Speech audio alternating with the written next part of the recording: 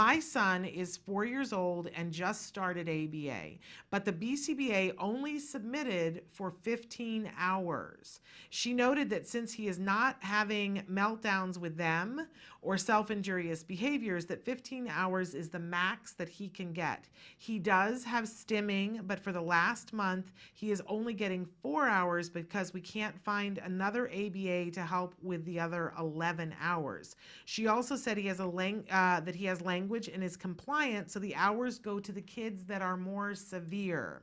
They are saying Medicaid in Florida does not pay for just skill acquisition.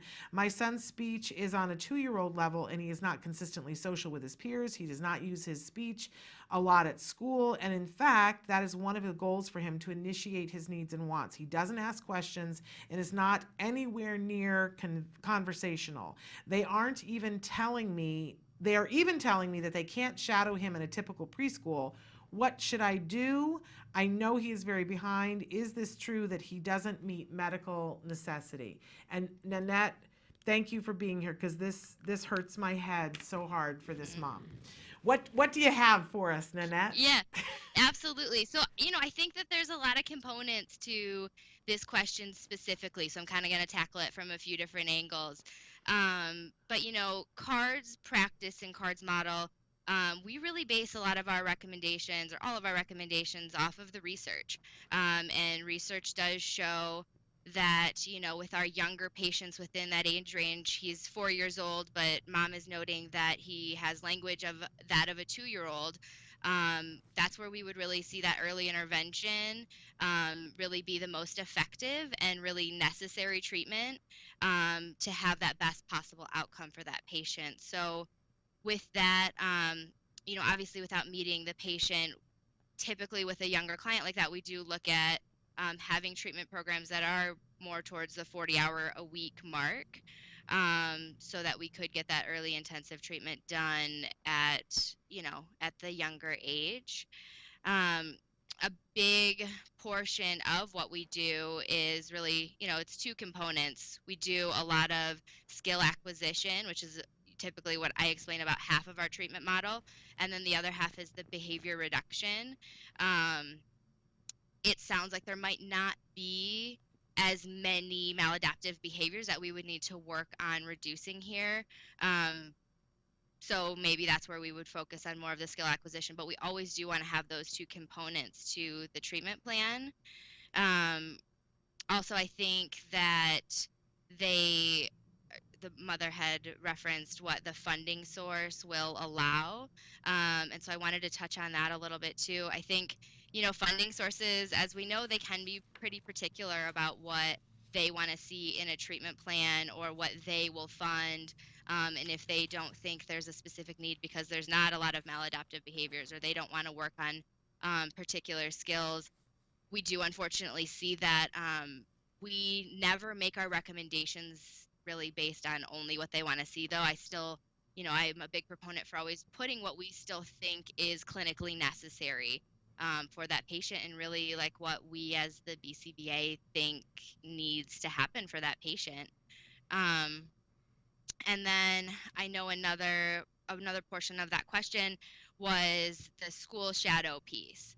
And I know that that's kind of something that they're running into. We can't have the school shadow right now. I will say, just, my experiences here in the state of Colorado, and unfortunately, we are not allowed to go into a lot of the public school districts here. And that's just because they have, their own team on staff. They have BCBAs kind of running their own in-house ABA program. So that's kind of what we've been running into here. So I don't know, maybe that's why the BCBA is saying that we can't get in the school to shadow him right now. It might be a logistic thing like that. The thing that jumps out, you're being so professional, Nanette, and being so kind, because this makes me want to just say to this mom, this is not quality ABA that you're getting. For somebody Right. to sit there and say that we're giving 15 hours, and we have somebody that is at least 2 years behind language, and they're saying that they're not seeing challenging behaviors, and maybe they're not the big ones, maybe he's not biting anybody, but I can't believe that somebody's 2 years behind, that there aren't maladaptive behaviors. And this whole idea of we're only going to give you 15 hours, but we can only staff 4 of it because we're giving it Yeah. to the more severe kids. Yeah. You know, I think this mom already knows she's got to find another ABA provider, but there isn't one.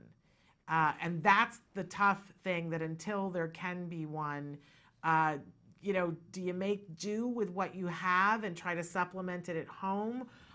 This is the really hard part, I think, for parents, is Yeah. when they realize, okay, I don't have what it is that apparently I need to have, so what do I do? Uh, Right. Absolutely. And I but think that's tough. Oh, go ahead. no. I just was going to say, you know, you have to make do with what you can, while you're looking for the best chance. Yeah.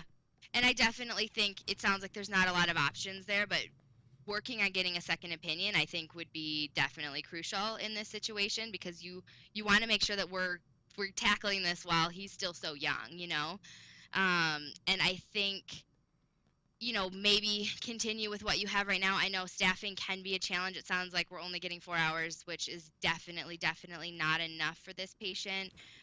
So I don't know if, you know, if there's nothing else in the area, if the family maybe has access to respite or a babysitter, or, you know, family members, including the parents, getting a parent training model set up where we're just learning the skills, and maybe teaching some of the staff that could maybe help in the home, like a respite worker, to do some hours just to supplement, so we're not losing that time while we're looking for somebody else. And I know, you know, at Card we have telehealth services for reasons just like that. Like if we don't Exactly. have an office close by where we can help, then, you know, let's get at least a BCBA remote for you, so we can, you know, get something going where, like I said, we're training a respite worker to do more hours in the house per week. Absolutely. I love that, Nanette.